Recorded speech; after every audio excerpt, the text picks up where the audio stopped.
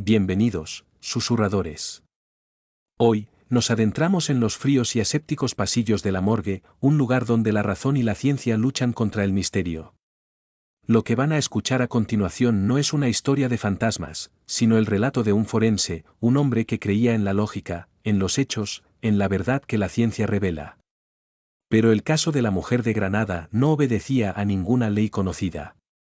Un cuerpo con el cabello electrificado, una decapitación sin filo y unas cámaras que se negaron a grabar el horror. Este no es un simple relato de un crimen, es la historia de cómo la locura puede ser tan palpable como la carne, y de cómo una obsesión puede costarte no solo la cordura, sino la vida. Si realmente quieren sentir esta historia, les recomiendo lo siguiente. Pónganse los cascos, apaguen las luces y prepárense para escuchar.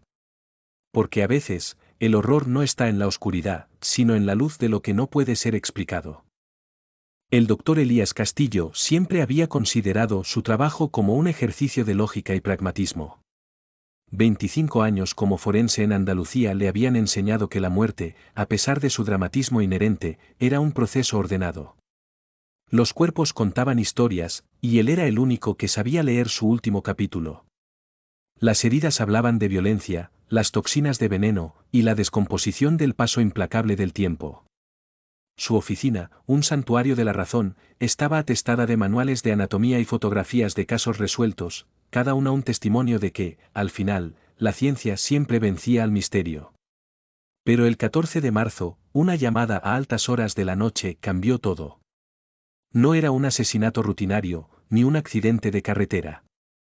Es un caso, raro, doctor, dijo la voz nerviosa del agente en el otro extremo de la línea. Necesitamos que venga usted. Hay algo que no encaja.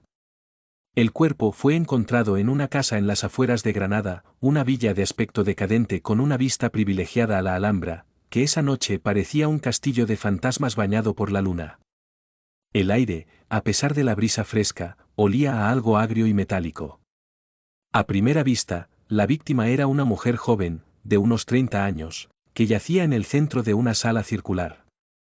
El mobiliario había sido empujado contra las paredes, como si algo la hubiera obligado a arremolinarse en el centro de una tormenta invisible.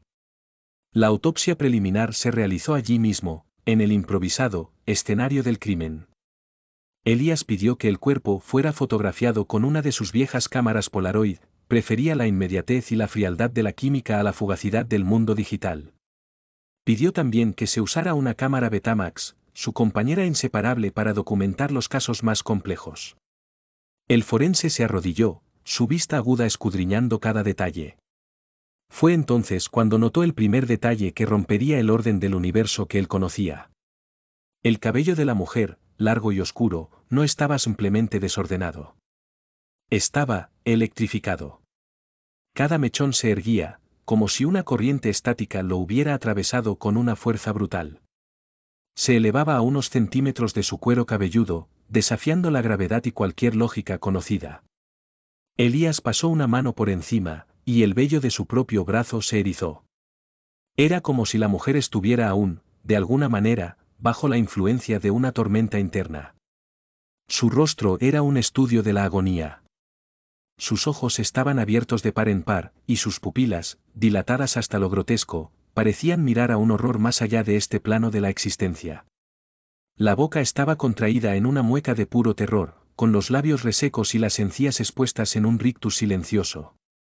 No era una expresión de miedo, era la manifestación de una desesperación abismal, como si hubiera intentado gritar pero su cuerpo no la hubiera obedecido.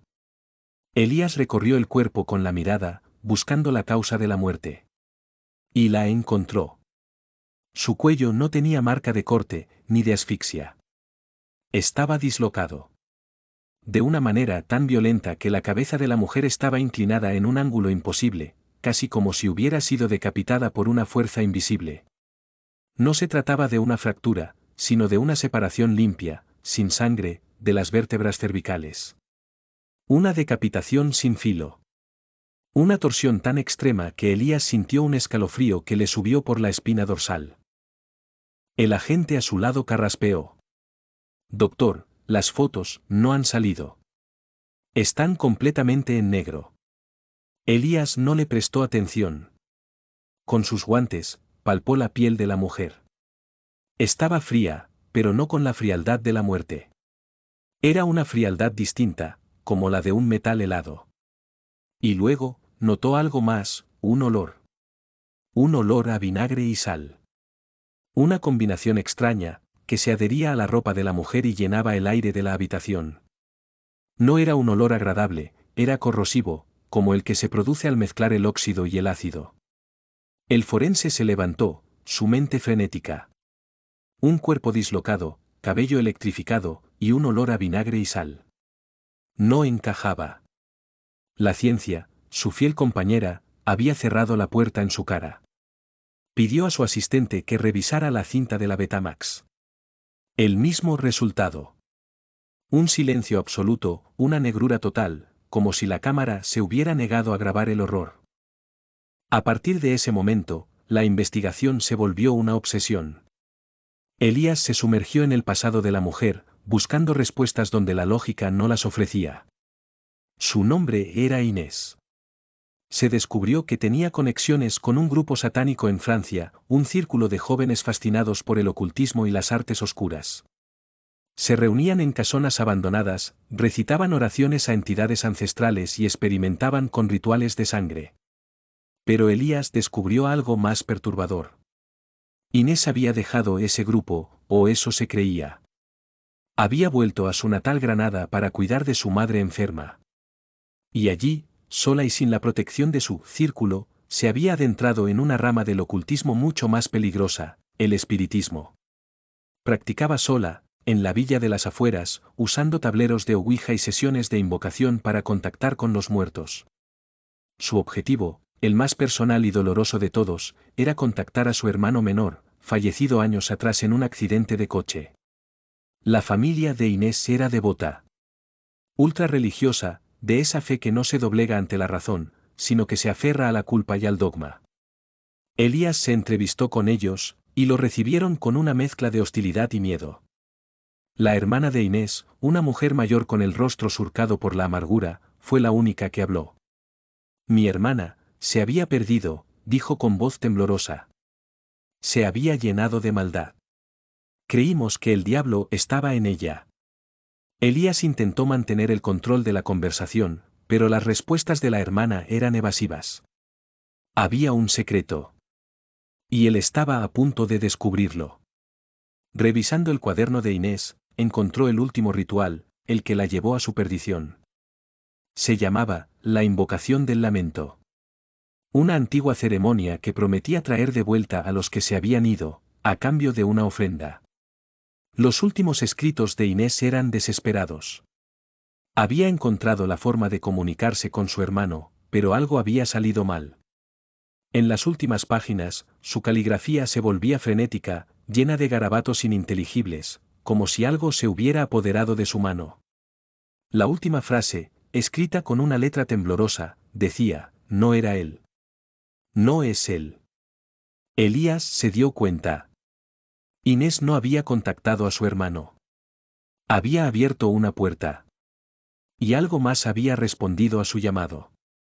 Una entidad que no era el diablo, ni un demonio. Era algo más antiguo, más primitivo. La entidad que Elías había visto reflejada en el rostro de la mujer, en el horror silencioso de sus ojos. La familia, ante la extraña conducta de Inés, creyó que estaba poseída. Pero su fe, ciega y fanática, no les permitió buscar un exorcista. En su lugar, decidieron tomar el asunto en sus propias manos. El padre de Inés, un hombre de fe inquebrantable, compró una mezcla de vinagre y sal, creyendo que era un antiguo ritual de purificación.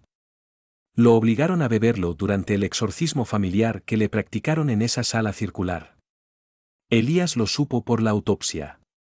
En el estómago de la mujer, encontraron restos de la mezcla, pero también algo más. Restos orgánicos que no pertenecían a un ser humano. Y aquí es donde la historia se vuelve realmente aterradora.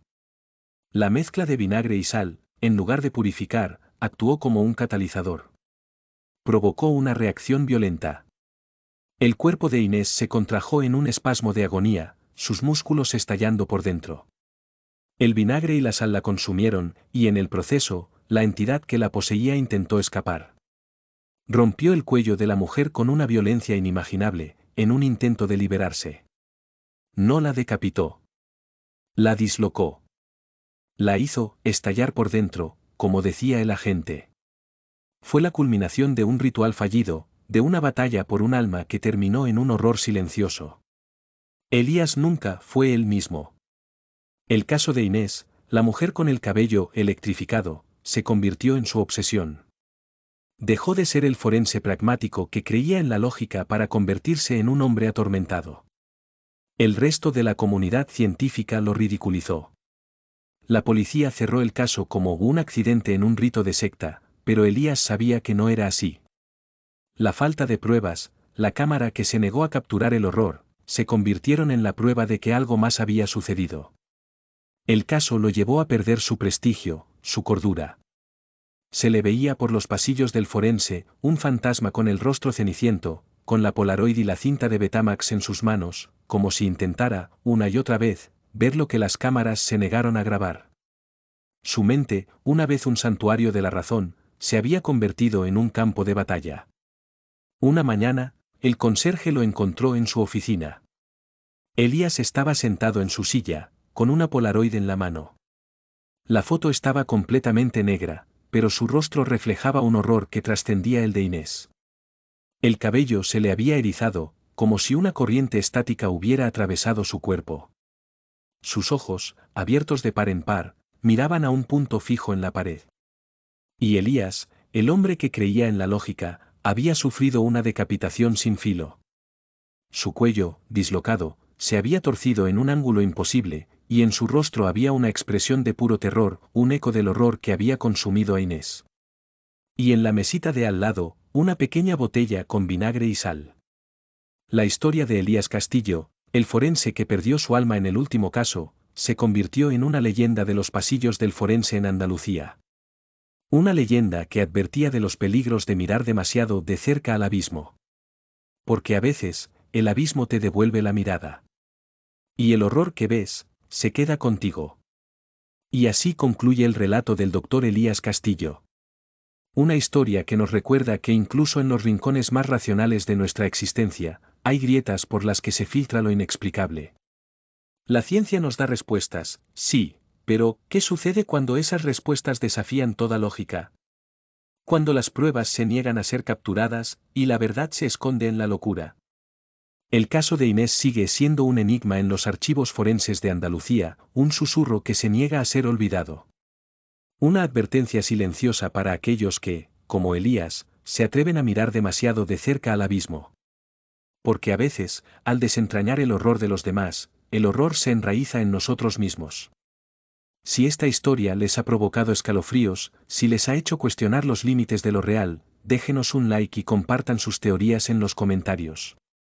¿Creen que Elías enloqueció, o que realmente se enfrentó a algo que la ciencia no puede explicar?